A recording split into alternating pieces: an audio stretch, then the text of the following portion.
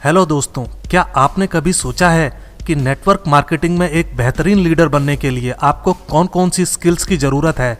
आज मैं इस वीडियो में आपके साथ स्किल्स की एक लिस्ट शेयर करने जा रहा हूं, जिससे कि आप जब उन स्किल्स पर महारत हासिल कर लेंगे तो आपके पास एक अच्छे लीडर की वे सभी क्वालिटीज़ होंगी जो आपके बिजनेस को किसी भी ऊंचाई तक ले जा सकती हैं, जहां तक आप चाहते हैं। तो बिना किसी इंतज़ार के शुरू करते हैं। नेटवर्क मार्केटिंग में एक अच्छा लीडर बनने के लिए जरूरी 8 स्किल्स। Number 1, generating Leeds. आपको सीखना होगा कि उन लोगों को कैसे ढूंढा जाए जिनसे हम बिजनेस के बारे में बात कर सकते हैं। चाहे ये ऑनलाइन हो या ऑफलाइन, इससे कोई फर्क नहीं पड़ता, लेकिन आपको बिजनेस के बारे में बात करने के लिए लोगों को ढूंढने में सक्षम होना होगा। और हम सभी जानते हैं कि कुछ लोगों के लिए ये बहुत बड़ा अवरोध है, उनके रास्ते का रोड़ा है।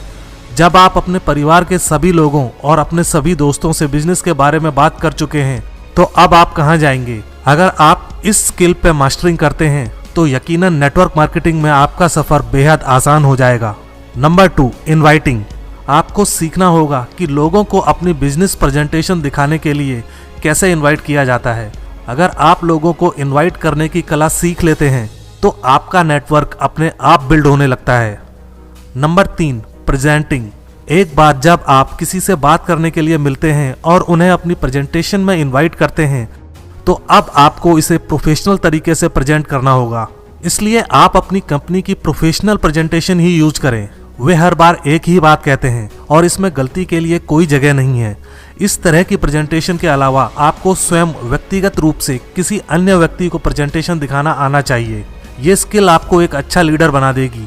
ये अच्छे लीडरशिप की स्किल्स में से एक है जिसे आपकी डाउनलाइन आपके द्वारा सीखेगी। जब आप खुद उठते हैं और लोगों के सामने एक प्रेजेंटेशन करते हैं तो आपकी डाउनलाइन आपको इसके लिए प्यार करेगी। इस गुण से वे आपको एक लीडर के रूप में देखेंगे।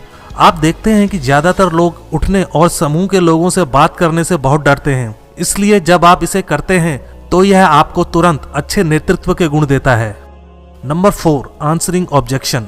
कुछ मुट्ठी भर बुनियादी सवालों से आपका आमना सामना होगा जो गिनती में बहुत थोड़े होंगे, और आपको उन सवालों का बहुत ही आसानी से और बहुत ही कॉन्फिडेंस के साथ उत्तर देना आना चाहिए।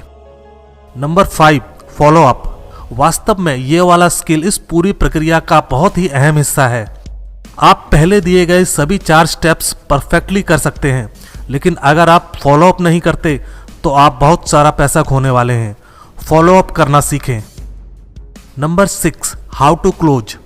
ओके, आपको लोग मिल गए जिनसे आप बातें करेंगे। आपने उन्हें प्रेजेंटेशन के लिए इनवाइट किया और शानदार तरीके से बिजनेस प्लान को प्रेजेंट किया। शायद उनके पास कुछ प्रश्न थे और आपने उन्हें उत्तर दिया। फिर आपने उनका फॉलो अप किया, लेकिन जब क्लोजिंग का टाइम आया, यानी कि पैसे देने का टाइम आया, तो वे पीछे हट गए। देखिए, ये सभी स्किल्स एक पजल की तरह हैं।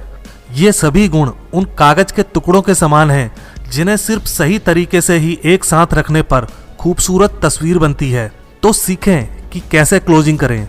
एक टिप हमारी तरफ से, बस मान लें कि वे आपके साथ जुड़ने जा रहे हैं और अपने आप को उसी पोस्चर में रखें। Number 7, how to build for events.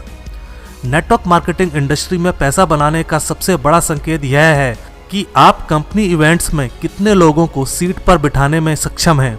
जितना आप अपनी टीम के लोगों को माहौल में रखेंगे, उतना ही आपकी टीम के लोगों के अंदर विश्वास मजबूत होगा कि वे बिजनेस कर सकते हैं। Number 8, how to get people started properly.